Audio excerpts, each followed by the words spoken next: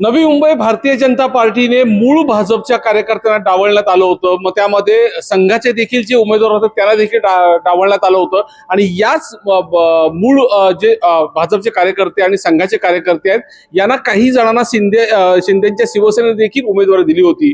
काही जणांचं आता नवी मुंबईतल्या फक्त बेलापूर मतदारसंघाचा विचार केला आपण तर त्या बेलापूर मतदारसंघामधल्या 18 जणांनी अपक्ष म्हणून तर काही जणांनी शिवसेनेमधून उमेदवारी अर्ज भरलेत। या सर्व म्हणजे भाजपच्या सर्व बंडखोर उमेदवारांनी आज पत्रकार परिषद घेतली आणि आपल्या पत्रकार परिषदेमधून त्यांनी आपली नाराजी व्यक्त केली। आपण त्यांच्याकडून जाणून घेऊयात काय नक्की तुमची नाराजी आहे, भाजप पक्षाच्या बाबतीतली काय भूमिका आहे। भाजप पक्षाच्या बद्दल मी आमचे नवी मुंबईचे जे स्थानिक नेतृत्व ज्यांच्या हातात भारतीय जनता पक्षाने निवडणुकी सगळी सूत्र दिली, आम्ही हे मान्य करतो की निवडणुका जिंकण्यासाठी ताकदीचे कार्यकर्ते लागतात। परंतु संघटनेमध्ये असं ठरलं होतं की A+चे ज्या ठिकाणी बूथ आहेत आणि जिथे ताकदीचे कार्यकर्ते आहेत तिथे कार्यकर्ते आयात केले जाणार नाहीत। A+चे जे बूथ आहेत त्या ठिकाणी आपला जो ताकदीचा कार्यकर्ता आहे मग साम दाम दंडभेद हे निवडणूक करण्यासाठी सर्व लागतं। जे त्या ठिकाणी आपले कार्यकर्ते मूळ उपलब्ध आहेत त्या ठिकाणी आयात उमेदवारांचा विचार केला जाणार नाही असं स्पष्ट धोरण ठरलेलं असताना A+च्या ठिकाणी यांनी उमेदवार आयात केले। नुसते आयात केले नाही तर त्यांना उमेदवारी दिली, नुसती उमेदवारी दिली नाही तर ती उमेदवारी देताना कुठल्याही मूळ कार्यकर्त्यांशी चर्चा केली नाही, चर्चा विनिमय झाला नाही की आपण हे का करतोय। कारण भाजप हा चर्चा करणारा पक्ष आहे। ही चर्चा न झाल्यामुळे A+च्या ठिकाणी हे उमेदवार आयात केल्यामुळे त्या ठिकाणी ताकदीचा कार्यकर्ता असणारा जो वर्ग आहे तो त्या ठिकाणी उभा राहिलेला आहे। आणि निश्चितच जर भारतीय जनता पक्षाच्या नेतृत्वाने हा विचार केला नसेल, खोटं बोलले असतील की नाही A+च्या ठिकाणी आपण उमेदवार आयात करणार नाही, जिथे ताकद आहे तिथे उमेदवार आयात करणार नाही, तर खोटं बोलल्यामुळे आम्हालाही असा निर्णय घेऊन त्या ठिकाणी ताकदीशी उभं राहावं लागलं। युवा मोर्चाचे तुम्ही महामंत्री आहात, खूप मोठं पद तुमच्याकडे असताना देखील तुम्हाला डावलण्यात आलं। मला तेच म्हणायचं आहे की मी आज जोडून पहिल्या विषयाशी जोडून हा प्रश्न आहे। मी वर्तमान भारतीय जनता पार्टीचा जिल्हा महामंत्री, 8 वर्ष युवा मोर्चा जिल्हाध्यक्ष। दुसरी गोष्ट सगळ्या गोष्टीमध्ये जर परिपूर्ण आहे, माझ्या विभागातले सगळे बूथ जे आहेत ते A+ आहेत। त्या ठिकाणी कुठलाही आयात केलेला उमेदवार हा त्यावेळेला पक्षाचं काम करत नव्हता। पक्ष संघटना शक्ती केंद्र प्रमुख असेल, बूथ प्रमुख असेल, बूथ समिती असेल, हे सगळ्या समितीवरती जर A+ कार्यकर्ता आहे त्या ठिकाणी सर्व गुण संपन्न नेतृत्व त्या ठिकाणी आहे, पक्षाला त्या ठिकाणी रिझल्ट मिळतोय। कुठल्याही प्रकारे पक्षाकडे कार्यकर्ते नाहीत अशी परिस्थिती नाही, मग पक्षाने उमेदवार आयात करण्याची भूमिका काय जाहीर नाही, परंतु कार्यकर्ता म्हणून ते चर्चा करू शकत होते, परंतु ती जाणीवपूर्वक चर्चा केली नाही। चर्चाच न करता तुमचा त्यामधून बळी घेतला गेला। काय म्हणाल तुम्ही, तुमचा प्रभाग जर बघितला गेला तर तिथे राष्ट्रवादी काँग्रेसचं प्राबल्य होतं आणि अशा ठिकाणी मातब्बर तिथे सगळे नेते असताना तुम्ही भाजपचं अस्तित्व नसताना तिथे कमळ फुलवण्याचा प्रयत्न केला आणि आमदार देखील निवडून आणलं। शेवटच्या क्षणापर्यंत तुम्हाला सांगितलं तर तिकीट देतो, नंतर दिलं नाही, फसवलं तुम्हाला। 100% ही फसवणूकच झाली आणि ही नुसती फसवणूक नाहीये तर हा एक राजकीय खून आहे। कारण ज्या ठिकाणी बालेकिल्ला जो राष्ट्रवादीचा होता तो फोडून मी जे कमळ फुलवण्याचं काम केलेलं आहे तिथे बारकाईने तुम्ही बघितलं इतका मोठा वारेमाप प्रमाणावरती पैशाचा वापर झाला। आम्ही फक्त आणि फक्त मोदीजींचं विजन घेऊन आणि फक्त अंत्योदय योजना आणि विविध ज्या शासनाच्या योजना घेऊन आम्ही घराघरात पोहोचलो होतो। आम्ही शासनाच्या विविध योजना राबवल्या। बांगलादेशात होणाऱ्या ज्या हिंदूंवरती अत्याचाराच्या प्रमाणासाठी मी एक स्वतः घोषणा तयार केली, चौकापासून ढाकापर्यंत बांगलादेशी हटाव यासाठी मोहिमेत मी सक्रिय सहभाग झाली।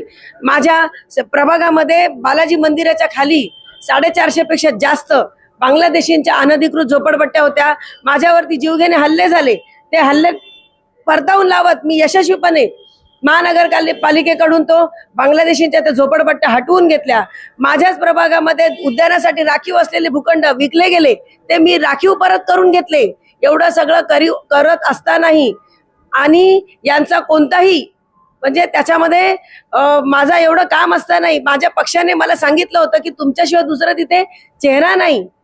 आणि आमच्या मुख्यमंत्र्यांनी म्हणजे आम्हाला नाही कळवलं होतं, पण तसं तुम्ही जाणता सर्व चॅनलला माहिती दिली होती की दुसऱ्या कोणत्याही पक्षातून म्हणजे दुसऱ्या कोणत्याही म्हणण्यापेक्षा सहकारी पक्षातून त्या ठिकाणी उमेदवार आयात करून आम्ही निवडणुकीला उमेदवार देणार नाही। असं असतानाही ज्यांनी आमच्या मुख्यमंत्र्यांच्याच पत्नीला शिव्या दिल्या, आम्ही त्यांच्या विरोधात लढलो, त्यांच्यासाठी आंदोलनं केली, आम्ही त्यांच्यावरती केसेस दाखल केल्या। अशा माझ्याच प्रभागामध्ये त्यांनी त्यांच्याच मुलीला उमेदवारी देऊन अगदी मानाने त्यांचे तुम्ही जर आता हे बघितले वचननामा आणि त्यांचे जर पॅम्पलेट बघितले तर त्याच्यामध्ये आमचे मोदीजी गायब आहेत। आमचे मुख्यमंत्री फडणवीस साहेब गायब आहेत. त्याच्यामध्ये फक्त लेकी बरोबर स्वतःचा चेहरा लावून, म्हणजे आम्ही मुख्यमंत्र्यांच्या बायकोला पण शिव्या देऊ, आम्ही पंतप्रधानांना पण शिव्या देऊ, आम्ही भाजपला वॉशिंग मशीन म्हणून आम्ही काही करू, पण आम्ही तुमच्याकडे आलो तर कमळ या नावाखाली उमेदवारी सुद्धा भाजपकडूनच घेऊ. घेऊ. काय म्हणाल की ज्या पद्धतीने तुम्ही काम केलं, ती उमेदवारी तर मिळणार होती, शेवटच्या क्षणापर्यंत तुमची उमेदवारी मिळाली म्हणून सांगितलं गेलं.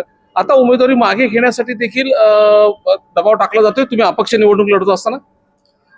खरं पाहता मला कुठल्याही प्रकारचा फोन आलेला नाहीये दबाव टाकलेला, पण माझे सहकारी मित्र जे होते, जे माझ्यावर पॅनल होते, त्यांना वेगवेगळा दबाव टाकून त्यांना षडयंत्र करून मागे घेण्यास भाग पडलेला आहे आणि कुठेतरी आमचा पॅनल कमकुवत व्हा अशी त्यांनी पूर्णपणे तयारी केली. आज 2 दिवस सुद्धा जे मला सहकार्य करतात त्यांना कुठल्या ना कुठल्या तरी मार्गाने धमकावून म्हणा किंवा कुठला आमिष दाखवून त्यांना माझ्याबरोबर असलेला संपर्क तोडायला सांगितलेला आहे.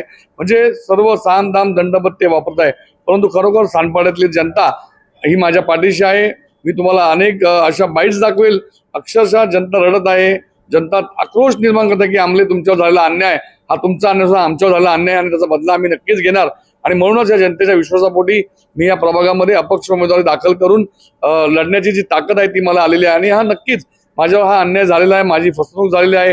रात्री 2-3 वाजेपर्यंत मला सांगण्यात आलं की तुमचं तिकीट फिक्स आहे, एपी फॉर्म तुम्ही घेऊन जा, आणि अचानक सकाळी मला 12-1 वाजेपर्यंत खेळवण्यात आलेलं आहे, जेणेकरून मी कुठल्या पक्षात जाऊ नये किंवा मी अपक्ष उमेदवार सुद्धा भरू नये त्यासाठी केलेले षडयंत्र होतं. आणि या षडयंत्रास बळी न पडता, कुठल्या धमकीस न घाबरता मी अपक्ष फॉर्म हा फक्त आणि फक्त जनतेच्या विश्वासावरती भरलेला आहे.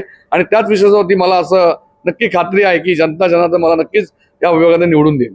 नक्कीच आपण पाहिलं की ज्या पद्धतीने या सगळ्या उमेदवारांना नाकारण्यात आले, यांची उमेदवारी नाकारण्यात आली, आणि मग आता या सगळ्याच उमेदवारांची जेव्हा ताकद पाहिली जाते तेव्हा भाजपकडून देखील यांना आता उमेदवारी मागे घेण्यासाठी सांगण्यात येते आणि काही जणांनी तशा पद्धतीने उमेदवारी मागे देखील घेतली आहे. विनय म्हात्रे, न्यूज 18 लोकमत, नवी मुंबई.